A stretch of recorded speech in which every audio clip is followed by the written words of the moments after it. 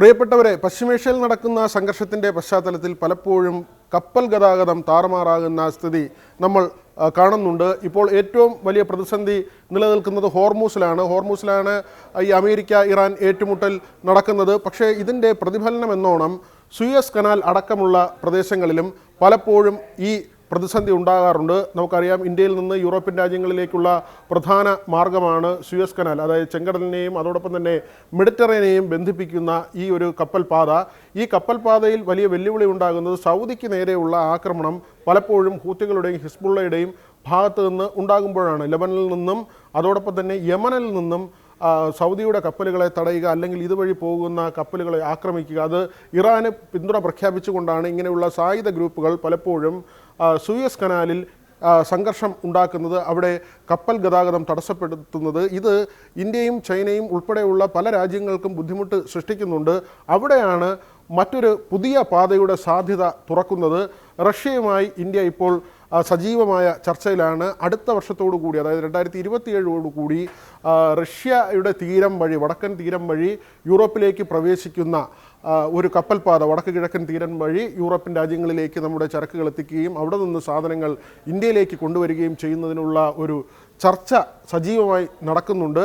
അതിൻ്റെ ഒരു സാധ്യതയാണ് നമ്മൾ പരിശോധിക്കുന്നത്. അതായത് ഈ റൂട്ടിന് പകരം ഇതിലെ സഞ്ചരിച്ച് ചൈനയുടെ തീരം വഴി, അല്ലെങ്കിൽ ചൈനയുടെ പ്രദേശം വഴി സഞ്ചരിച്ച് റഷ്യയുടെ തീരം വഴി യൂറോപ്യൻ രാജ്യങ്ങളിലേക്ക് എത്തുക. അത് അമേരിക്കയുണ്ട്, വടക്കേ അമേരിക്കയുടെ തീരം കൂടി ഇതിൻ്റെ ഭാഗമായി വരും, ഈ കപ്പൽ പാതയുടെ ഭാഗമായി വരും. എങ്ങനെയാണ് എന്ന് നോക്കിയാൽ നോർത്തേൺ സീ റൂട്ട് എന്നാണ് ഇതിനെ വിളിക്കുന്നത്. ഈ ബെറിങ് കടലിടുക്ക്, അതായത് ഈ പ്രദേശത്തു കൂടിയാണ് നമ്മളിപ്പോൾ ഈ സൂയസ് കനാലിൽ വഴി സഞ്ചരിക്കുന്നതിന് പകരം ഇവിടെ ഒരു കടലിടുക്ക് മറികടക്കുക എന്നതാണ് ഈ ബെറിങ് കടലിടുക്ക്. അതിൻ്റെ പ്രത്യേകതകൾ, ഇങ്ങനെ ഒരു പാത വരുമ്പോഴുള്ള പ്രത്യേകതകൾ കൂടി നമ്മൾ പരിശോധിക്കേണ്ടതുണ്ട്. ഇന്ത്യക്ക് ഉണ്ടാകുന്ന നേട്ടം, ഒന്ന് സമയലാഭം, മറ്റൊന്ന് ദൂരക്കുറവ്. നമുക്കറിയാം, സൂയസ് വഴി സഞ്ചരിക്കുമ്പോൾ കപ്പലുകൾക്ക് വേണ്ടി വരുന്നത്, യൂറോപ്യൻ രാജ്യങ്ങളിൽ എത്തുന്നതിന് വേണ്ടി, അവിടുത്തെ തുറമുഖങ്ങളിൽ എത്തുന്നതിന് വേണ്ടി 35 മുതൽ 40 ദിവസം വരെയാണ് വേണ്ടി വരിക. നോർത്തേൺ സീ റൂട്ട് വഴിയാകുമ്പോൾ അത് 18 മുതൽ 20 ദിവസം വരെ. അങ്ങനെ ദിവസങ്ങളുടെ എണ്ണത്തിൽ വലിയ കുറവുണ്ടാകുന്നു. യാത്രാ ദൂരത്തിൻ്റെ കാര്യത്തിൽ 40% വരെയാണ് കുറവുണ്ടാകുന്നത്. നമുക്കൊന്ന് നോക്കാം. ഒരു പക്ഷേ ഈ പ്രതലത്തിൽ നോക്കുമ്പോൾ ഇന്ത്യയിൽ നിന്ന് ഇത്ര ദൂരം സഞ്ചരിച്ച് യൂറോപ്യൻ രാജ്യങ്ങളിലേക്ക് എത്തണം എന്നൊരു തോന്നലുണ്ടാകും. ഇവിടെ ആകുമ്പോൾ ദൂരം കുറച്ച് കുറയുന്നതായി നമുക്ക് അനുഭവപ്പെടും. പക്ഷേ ഇതൊരു പരന്ന പ്രതലമായതുകൊണ്ടാണ്. നമുക്കറിയാം, ഭൂമിയുടെ ആകൃതി ഗോളമാണ്. അങ്ങനെ ധ്രുവപ്രദേശങ്ങളിലേക്ക് വരുമ്പോൾ നമ്മൾ ഈ കാണുന്നത് പോലെയല്ല, ദൂരം കുറയുകയാണ് ചെയ്യുന്നത്. ഇത് ഏതാണ്ട് 21,000 കിലോമീറ്റർ എങ്കിൽ ഇത് ഒരു 13,000 കിലോമീറ്റർ. ആ കണക്കിലാണ് ഇവിടുത്തെ ദൂരം നമ്മൾ അളക്കേണ്ടി വരുന്നത്. മറ്റൊന്ന്, ഈ കപ്പൽ പാതയുമായി ബന്ധപ്പെട്ട വിവരങ്ങളാണ്. ഈസ്റ്റേൺ മാരിടൈം കോറിഡോർ എന്ന പേരിലാണ് ഇതിപ്പോൾ വിഭാവനം ചെയ്തിട്ടുള്ളത്. ഇപ്പോൾ തന്നെ ചെറിയ തോതിൽ കപ്പലുകൾ സഞ്ചരിക്കുന്നുണ്ട്. അതിൻ്റെ പ്രത്യേകതകളിലേക്ക് നമുക്ക് വരാം.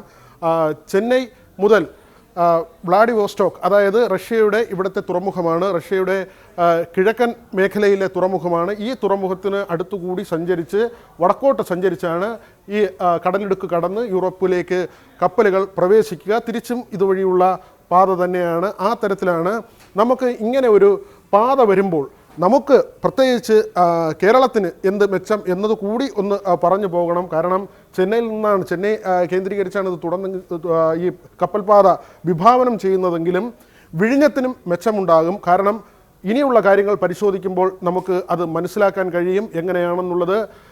ഇത് പ്രധാനമായും ഏതൊക്കെ രാജ്യങ്ങളിലേക്ക് ആദ്യം പോകുമെന്നത് നമുക്ക് പരിശോധിക്കാം. പെട്ടെന്ന് യൂറോപ്യൻ രാജ്യങ്ങളിൽ ഏതൊക്കെ രാജ്യങ്ങളിലേക്കാണ് നമ്മൾ എത്തുക എന്നത്, സ്കാൻഡിനേവിയൻ രാജ്യങ്ങളായ നോർവേ, സ്വീഡൻ, ഫിൻലാൻഡ് ഇവിടങ്ങളിലേക്ക് എത്തുക.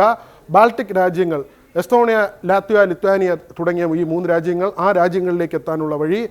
വടക്കൻ യൂറോപ്പിലെ ജർമ്മനി, പോളണ്ട്, നെതർലാൻഡ്സ് അങ്ങനെയുള്ള രാജ്യങ്ങളിലേക്ക് എത്തുക. അങ്ങനെ ഈ രാജ്യങ്ങളിലേക്കൊക്കെ തന്നെ എത്തുമ്പോൾ ഇന്ത്യയിൽ നിന്ന് കയറ്റി അയക്കുന്നത് എന്തൊക്കെയാണെന്ന് നമുക്ക് നോക്കാം. കാരണം സൂയസ് കനാൽ വഴിയാണ് നമ്മൾ സാധാരണ കയറ്റി അയക്കുന്നത്. അതിന് പുറമെ കടൽ മാർഗം ഈ ഒരു റഷ്യൻ തീരം വഴി പോകുമ്പോൾ ഏതൊക്കെ സാധനങ്ങൾ സമാനമായി തന്നെ നമുക്ക് കൊണ്ടുപോകാമെന്നത്, വസ്ത്രങ്ങൾ, മരുന്നുകൾ, ഇലക്ട്രോണിക്സ് ഉപകരണങ്ങൾ, കാർഷിക ഉൽപ്പന്നങ്ങൾ, പ്രത്യേകിച്ച് ചായ, കാപ്പി, സുഗന്ധവ്യഞ്ജനങ്ങൾ, യന്ത്രസാമഗ്രികൾ. ഇതിൽ ഈ കാർഷിക ഉൽപ്പന്നങ്ങളാണ് നമ്മൾ പ്രത്യേകമായി എടുത്തു കാണേണ്ടത്. കേരളത്തിന് ഉണ്ടാകാൻ പോകുന്ന മെച്ചം, പ്രത്യേകിച്ച് വിഴിഞ്ഞം തുറമുഖം അവിടെ റോഡ് മുഖാന്തരമുള്ള കാർഗോ കയറ്റുമതി ഇറക്കുമതി തുടങ്ങിയിരിക്കുകയാണ്. അതിൻ്റെ ഉദ്ഘാടനമാണല്ലോ കഴിഞ്ഞ ദിവസം നടന്നത്. അതിനുശേഷം വലിയ തരത്തിൽ ഇൻവെസ്റ്റേഴ്സ് കേരളത്തിലേക്ക് വരുന്നു എന്ന വിവരമാണ്. ആദ്യത്തെ ഭക്ഷ്യവിഭവങ്ങൾ അടങ്ങിയ കണ്ടെയ്നർ ഇവിടെ നിന്ന് കയറ്റി അയക്കുന്ന സാഹചര്യമുണ്ടായി. ഇപ്പോൾ ഇതാ കൂടുതൽ ഓർഡറുകൾ വരുന്നു. പ്രത്യേകിച്ച് ഭക്ഷ്യവിഭവങ്ങളുമായി ബന്ധപ്പെട്ട് തന്നെയാണ്. ചായയും കാപ്പിയും മറ്റ് സുഗന്ധവ്യഞ്ജനങ്ങളുമൊക്കെ നമ്മുടെ നാട്ടിൽ സുലഭമായി ഉണ്ടാകുന്നതാണ്. നമ്മുടെ കർഷകർക്ക് വലിയ ഗുണമുണ്ടാകുന്നതാണ്. അങ്ങനെ പുതിയൊരു കപ്പൽ പാത തുറക്കുമ്പോൾ അതിൻ്റെ പ്രയോജനം കൂടി കേരളത്തിന് പ്രത്യേകിച്ച് ലഭിക്കുന്നു എന്നതുകൂടി നമ്മൾ എടുത്തു കാണേണ്ട ഒരു കാര്യമാണ്. ഇന്ത്യയിലേക്ക് കൊണ്ടുവരാൻ കഴിയുന്നത് ക്രൂഡ് ഓയിൽ, ദ്രവീകൃത പ്രകൃതിവാതകം, കൽക്കരി, വളങ്ങൾ, വജ്രം, വിലപിടിപ്പുള്ള മറ്റ് ലോഹങ്ങൾ. ഇതൊക്കെ തന്നെ സൂയസ് കനാൽ വഴി വരുമ്പോൾ പലപ്പോഴും ഈ കപ്പലുകളുടെ ഞെരുക്കം, അവിടെയുള്ള ട്രാഫിക് നമുക്കറിയാവുന്നതാണ്. അങ്ങനെയുള്ള സമയം കൂടുതലെടുക്കുന്നു, കൂടുതൽ കാലം വേണ്ടി വരുന്നു. പിന്നെ ഈ സംഘർഷങ്ങൾ, ഹൂത്തികളുടെയും ഹിസ്ബുള്ളയുടെയും മറ്റ് വിമത ഗ്രൂപ്പുകളുടെയും ഒക്കെ തന്നെ സംഘർഷങ്ങൾ നിലനിൽക്കുമ്പോൾ വരാനുള്ള ബുദ്ധിമുട്ടുകൾ, ആ ഭീഷണി ദീർഘകാല അടിസ്ഥാനത്തിൽ പലപ്പോഴും നമുക്ക് അനിശ്ചിതത്വം ഉണ്ടാക്കുന്നു. നമ്മുടെ സമ്പദ് വ്യവസ്ഥയെ ബാധിക്കുന്ന തരത്തിലുള്ള അനിശ്ചിതത്വമാണ്. അങ്ങനെയുള്ള കാര്യങ്ങൾ നിലനിൽക്കെ ഈ ഒരു പാതയ്ക്ക് വലിയ പ്രാധാന്യമുണ്ട്. പക്ഷേ ചില പ്രതികൂല ഘടകങ്ങൾ കൂടിയുണ്ട്. അതുകൂടി പരിശോധിച്ച് പോകണം. 82 കിലോമീറ്ററാണ് ഇതിനൊരു വീതി വരുന്നത്. അതേസമയം ആഴം 30 മുതൽ 50 മീറ്റർ വരെയാണ്. നമുക്കറിയാം വലിയ മദർഷിപ്പുകൾക്ക് കടന്നു പോകാൻ ഈ ആഴം പോരാ, കുറച്ചുകൂടി ആഴമുണ്ടാകണം. പക്ഷേ ഇവിടുത്തെ പരമാവധി ആഴം 30 മുതൽ 50 മീറ്റർ വരെയാണ്. മാത്രമല്ല ഈ റഷ്യയുടെ വടക്കൻ മേഖല എന്ന് പറയുമ്പോൾ അവിടെ ഈ ശൈത്യകാലത്ത് മഞ്ഞ്, കടൽ ഉറഞ്ഞു പോകുന്ന സാഹചര്യമുണ്ട്. അവിടെ ഡ്രഡ്ജിങ് ഒക്കെ നമ്മൾ വിചാരിക്കുന്നത് പോലെ അത്ര എളുപ്പമുള്ള കാര്യമല്ല. ഈ ആഴക്കുറവുള്ളത് കൊണ്ട് തന്നെ അണുശക്തി ഐസ് ബ്രേക്കർ കപ്പലുകൾ ഉപയോഗിക്കേണ്ടതുണ്ട്. റഷ്യയുടെ പക്കൽ അതുണ്ട്. അതായത് ആണവശക്തി ഉപയോഗിച്ചുള്ള കപ്പലുകൾ, അതിങ്ങനെ ഐസിനെ മുറിച്ച് കടന്നു പോകുന്ന തരത്തിലുള്ളതാണ്. അവിടെയാണ് ഈ വൈസ് ബോഡി ഷിപ്പുകളുടെ ഒരു പ്രാധാന്യം. അതായത് ആഴക്കുറവുള്ള സ്ഥലങ്ങളിൽ വീതിയുള്ള കപ്പലുകൾ ഉപയോഗിക്കുക എന്ന ഒരു രീതിയുണ്ട്. അതും റഷ്യയുടെ പക്കൽ അങ്ങനെയുള്ള ധാരാളം കപ്പലുകളുണ്ട്. ഇന്ത്യക്ക് അത്തരം കപ്പലുകൾ അധികം ഇല്ല. അതുപോലെ തന്നെ ഈ ഐസ് ബ്രേക്കർ കപ്പലുകളും നമ്മളുടെ പക്കലില്ല. അതുകൊണ്ടാണ് റഷ്യയുമായുള്ള ഈ ഒരു കരാറിൻ്റെ ഭാഗമായി റഷ്യയും ഇന്ത്യയുമായി സഹകരിച്ചുകൊണ്ട് ഈ കടലിടുക്കിലൂടെ ചരക്ക് നീക്കം നടത്താനുള്ള ചർച്ചകൾ പുരോഗമിക്കുന്നത്. റഷ്യയുമായി നമ്മൾ വളരെ അടുത്ത സൗഹൃദം പുലർത്തുന്നുണ്ട്. അമേരിക്കയുടെ ഈ താരിഫ് ഭീഷണിയൊക്കെ ഉണ്ടെങ്കിലും ഇപ്പോഴും റഷ്യയിൽ നിന്നുള്ള എണ്ണ ഇറക്കുമതി ഗണ്യമായി നടക്കുന്നുണ്ട്. ഏതാണ്ട് കഴിഞ്ഞ കുറച്ച് മാസങ്ങൾക്കുള്ളിൽ ഇന്ത്യയിലേക്ക് ഇറക്കുമതി ചെയ്തയുടെ എണ്ണയുടെ 55% റഷ്യയിൽ നിന്നായിരുന്നു. അത്തരത്തിൽ വലിയ സൗഹൃദം നമ്മളുമായി വെച്ച് പുലർത്തുന്ന ഒരു രാജ്യമാണ് റഷ്യ. അവിടെ അമേരിക്കയുടെ നിരീക്ഷണമുണ്ട്. ആ കാര്യം കൂടി നമ്മൾ നോക്കണം. കാരണം അമേരിക്കയുടെ ഒരു വശമാണ് ഈ കടലിടുക്കിൻ്റെ തീരമായി വരുന്നത്. അമേരിക്ക ഇങ്ങനെ ഒരു കടലിടുക്കുണ്ടാകുമ്പോൾ കൃത്യമായ നിരീക്ഷണം അമേരിക്കയുടെ ഭാഗത്തു നിന്നുണ്ടാകാം. ഒരുപക്ഷെ ഈ കപ്പൽ ഗതാഗതത്തേക്ക് തടസ്സപ്പെടുത്താനും ഒരു ഘട്ടത്തിൽ വേണമെങ്കിൽ അമേരിക്കയ്ക്ക് സാധിക്കും. എങ്കിൽ തന്നെ നയതന്ത്രതലത്തിൽ വലിയ നീക്കങ്ങൾ നടത്തിക്കൊണ്ട് ഇങ്ങനൊരു പുതിയ പാത സാധ്യമാക്കുക എന്നത് വളരെ പ്രധാനപ്പെട്ട കാര്യമാണ്. ഇന്ത്യയെ സംബന്ധിച്ച് അത് വികസനത്തിൻ്റെ മറ്റൊരു വഴി തുറക്കുന്ന നീക്കമായി മാറുകയും ചെയ്യും.